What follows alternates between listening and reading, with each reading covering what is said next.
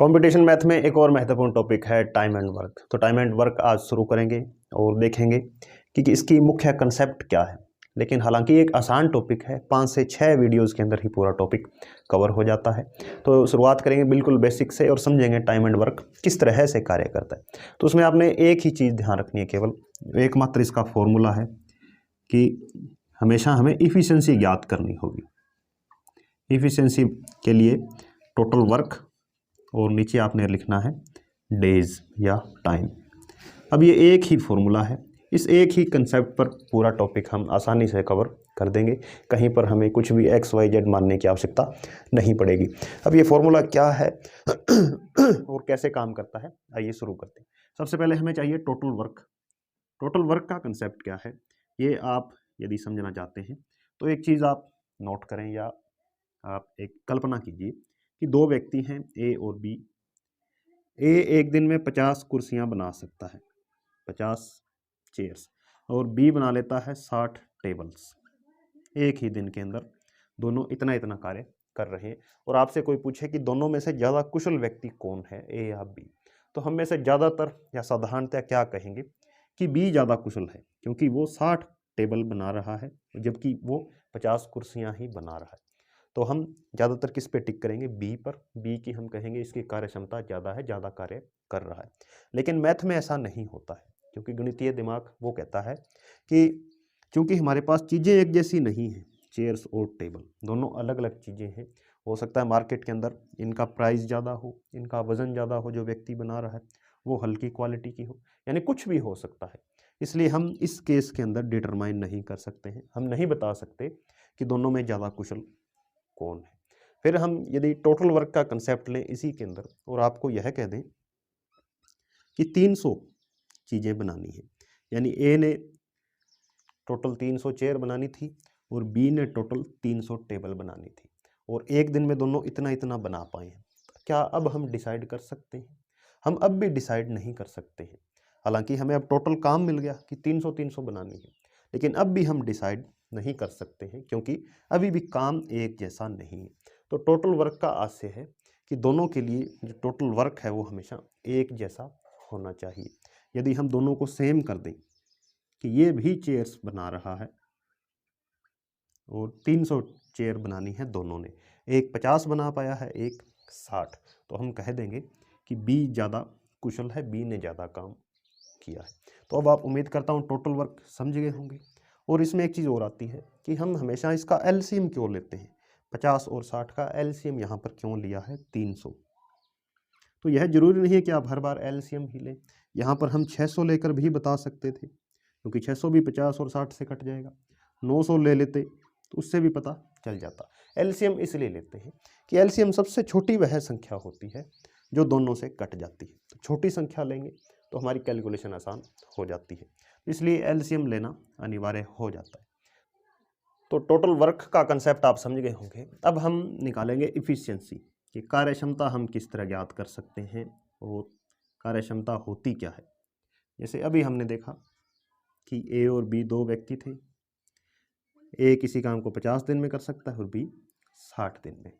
तो total work हमें मिल गया, कितना है 300 है।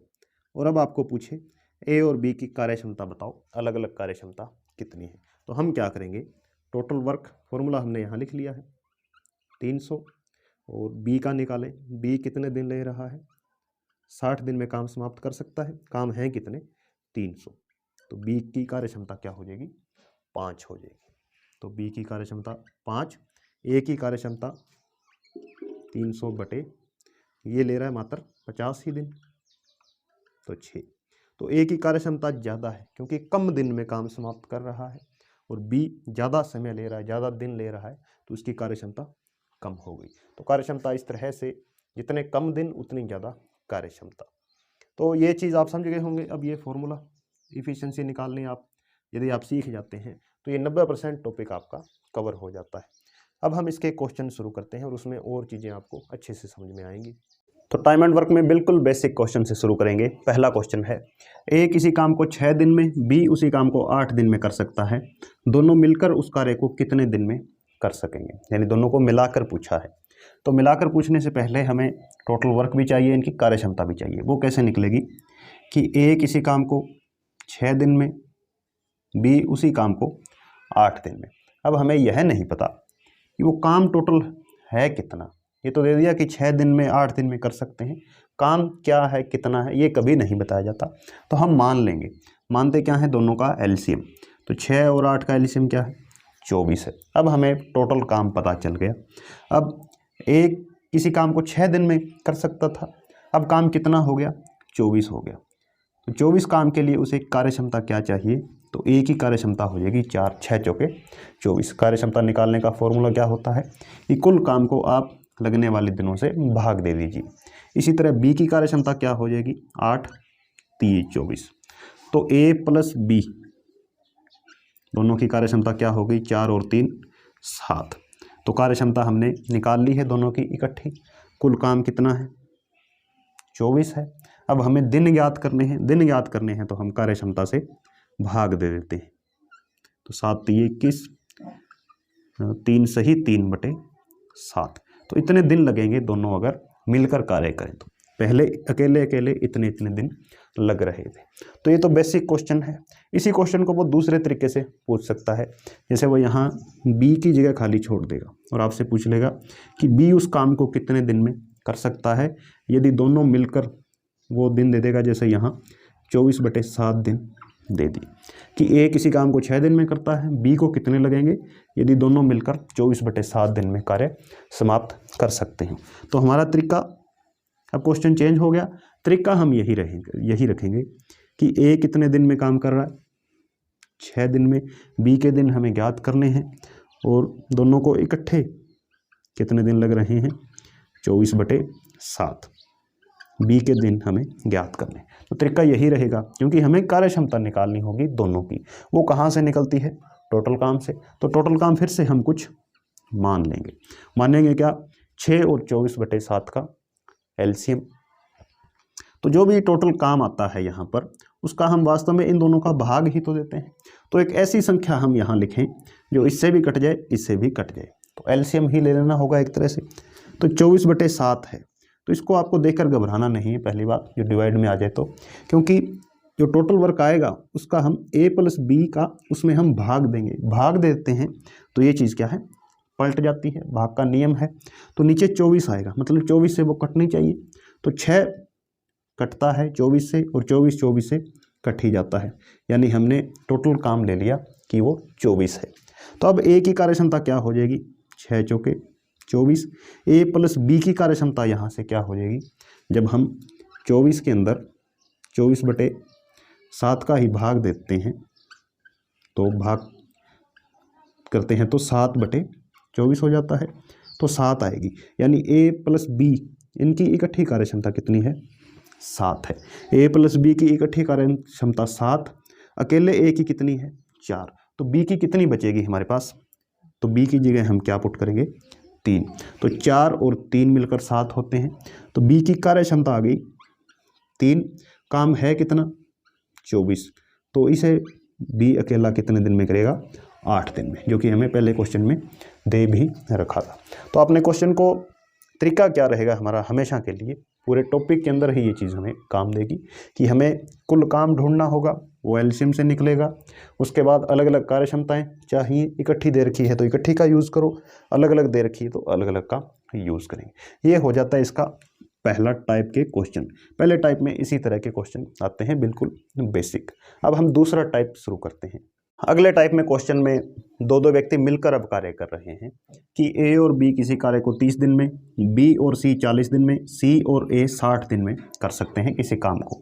फिर तीनों मिलकर उस कार्य को कितने दिन में करेंगे। तो टाइप अलग हो गया, लेकिन तरीका हमारा वही रहेगा कि पहले हमें दे दिया कि ए + बी ये किसी काम को 30 दिन में, बी और सी ये दो व्यक्ति 40 में, और तीसरा और पहला सी + ए ये 60 दिन में कर सकते हैं। अब तीनों को मिलाकर पूछ लिया ए + बी + सी ये कितने दिन में करेंगे। तो तरीका वही रहेगा, क्योंकि हमें काम दे रखा है कि ए और बी 30 में, ये 40 में, 60 में, काम है कितना पहले तो वो पता लगाना होगा। वो कहाँ से पता चलता है कि तीनों का हम एलसीएम लेंगे। तो 3 4 6 इनका एलसीएम 12 होता है, पीछे 0 लगी है तो काम हो गया 120। तो 120 टोटल वर्क है। अब ए और बी जो कि 30 दिन में कर सकते थे, अब काम कितना है 120।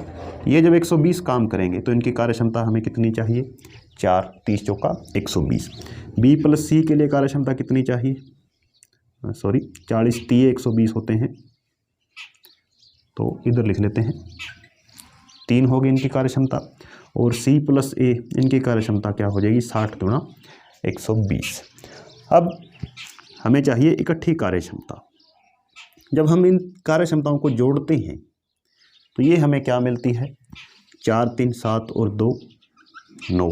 लेकिन ये 9 कार्यक्षमता क्या है, ये है ए प्लस बी की, बी प्लस सी, सी प्लस ए, सभी की है। सभी की मतलब कि ए 2 बार आ गया, बी भी 2 बार, सी भी 2 बार, यानी ये 2 बार है। तो हमें क्या करना होगा 2 से इसको भाग दे देना होगा, तब हमें क्या मिलेगी ए प्लस बी प्लस सी की कार्यक्षमता। ये चीज़ आपने समझनी है। यानी सभी को जोड़ते हैं तो 2a plus 2b plus 2c बनता है, फिर 2 कॉमन आएगा तो उसको हम यहाँ डिवाइड में लगा देंगे। तो 9/2 कार्यक्षमता के साथ अब टोटल काम कितना है 120 है। तीनों की कार्यक्षमता क्या है इकट्ठी 9/2, तो 9/2 से इसको भाग दे देंगे और 2 ऊपर चला जाएगा। 3 पर काटें यदि, 3 पर ये कटेगा 40, 40 दूने हो जाएंगे तो 80/3 दिन। ये तीनों मिलकर इतने दिन में उस काम को कर सकते हैं। अब इसी के अंदर कई बार वो जैसे ये चीज़ खाली छोड़ देगा कि सी प्लस ए कितने दिन में करेंगे, और यहाँ पर टोटल काम के लिए वो दिन दे देगा। तो उस टाइप का एक क्वेश्चन वो भी देख लेते हैं। अगला प्रश्न है ए और बी किसी कार्य को 8 दिन में, बी और सी 12 दिन में कर सकते हैं। तीनों मिलकर उसको 6 दिन में करते हों तो ए और सी उस कार्य को कितने दिन में करेंगे। तो यानी क्वेश्चन पिछले टाइप का उल्टा टाइप है कि ए प्लस बी इनको लगते हैं 8 दिन, बी और सी इनको लगते हैं 12 दिन, और यदि तीनों को ही मिला दें हम ए प्लस बी प्लस सी इनको लगते हैं केवल 6 दिन। और पूछ क्या लिया पहला और तीसरा ए प्लस सी इनको कितने दिन लगेंगे। तो टाइप जो भी हो तरीका वही रहेगा हमारा कि जो पहले तीनों संख्याएं दी हैं उनका आपने एलसीएम ले लेना होगा। तो 8 12 और 6 इनका एलसीएम होता है 24, तो 24 टोटल वर्क है। अब हमें टोटल वर्क मिल गया, तो अब हम कार्यक्षमता ज्ञात करेंगे। वो कैसे निकलेगा कि ए और बी 8 दिन में काम समाप्त कर सकते हैं। अब काम कितना है 24 है, तो हमें इनकी क्या मिलेगी कार्यक्षमता 8 3 24, 12 दूने 24, 6 चौके 24। तो तीनों की हमें कार्यक्षमता मिल गई 3 2 और 4। अब हम ए प्लस सी की कार्यक्षमता ज्ञात करेंगे इनसे, ए 3 प्लस 2 और इनसे। तो हमें दे दिया कि ए प्लस बी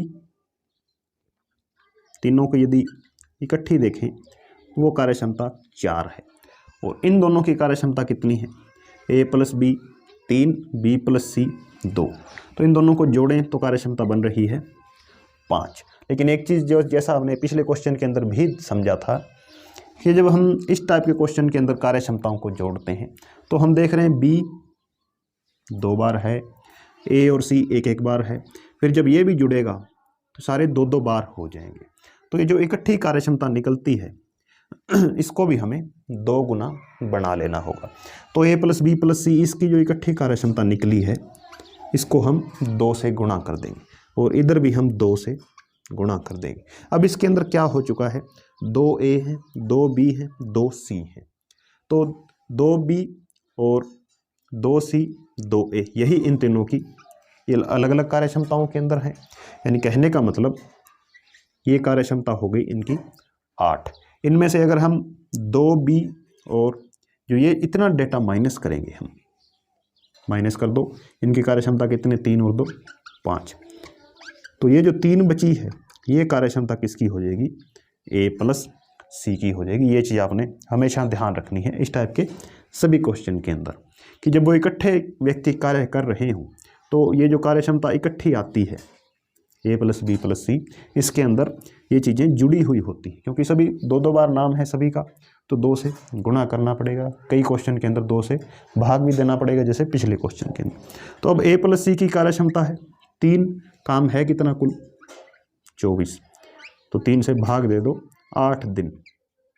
ये क्या आ जाएगा, इस क्वेश्चन के लिए आंसर हो जाएगा। तो कुछ एक बेसिक क्वेश्चन करने के बाद अब एक नई चीज़ इनमें सीखते हैं, जो हमारे आगे आने वाले टॉपिक या जो हम नल और टंकी कवर करेंगे उसमें भी काम देगा, वर्क एंड वेजेस के अंदर भी काम देगा। तो यहाँ पर जैसे हमें कह दिया कि A और B किसी काम को 10 दिन में, B और C 20 दिन में और C और A 60 दिन में कर सकते हैं, और आपसे पूछ ले A + B + C कितने दिन में करेंगे। तो जैसा कि अभी हमने तरीका सीखा था, पहला काम कि टोटल वर्क चाहिए, टोटल वर्क तीनों का एलसीएम ले लो, तो एलसीएम क्या आ गया 60 आ गया। अब हमें लेनी होती है कार्य क्षमताएँ, तो A + B की कार्य क्षमता क्या हो जाएगी, 10 दिन में काम समाप्त कर देते हैं। अब काम कितना हो चुका है 60, तो 10 छिक्के 60 होते हैं, तो कार्य क्षमता हो गई 6। इसी तरह B + C की कार्य क्षमता हो गई 20 3 60, और A + C या C + A इनकी कार्य क्षमता हो गई 60 एकम 60। और अब हमें चाहिए इकट्ठी कार्य क्षमता। इकट्ठी कार्य क्षमता कैसे आएगी, जब हम सभी को जोड़ेंगे। तो सभी को जब हम जोड़ते हैं इनको, तो A देख रहे हैं 2 बार है, B देख रहे हैं 2 बार है, C भी 2 बार है, तो 2 A + B + C कार्य क्षमता क्या हो गई 6 3 9 और 1 10। तो अकेले A + B + C की कार्य क्षमता क्या हो जाएगी 10/2 यानी 5 हो गई। तो ये चीज़ तो अभी तक हमने सीखते आए हैं इतनी चीज़।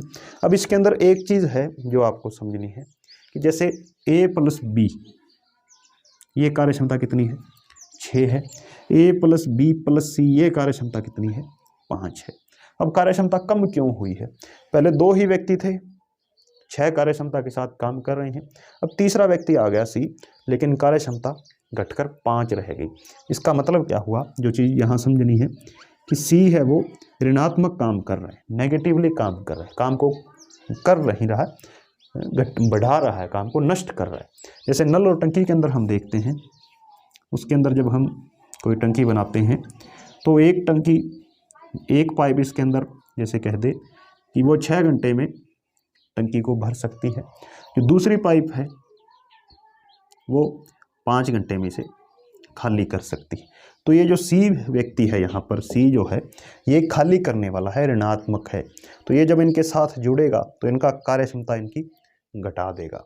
तो ये चीज़ आपने ध्यान रखनी है। कई बार जो टाइम एंड वर्क के क्वेश्चन भी आते हैं उसमें यह लिखा होता है कि C किसी काम को 3 दिन में नष्ट कर सकता है, काम बिगाड़ सकता है, तो उसको देखकर आपको कंफ्यूज नहीं होना है। उसमें आपने यह समझ लेना है कि उसकी जगह हम नेगेटिव जो इफ़िशियंसी है वो यूज़ करेंगे।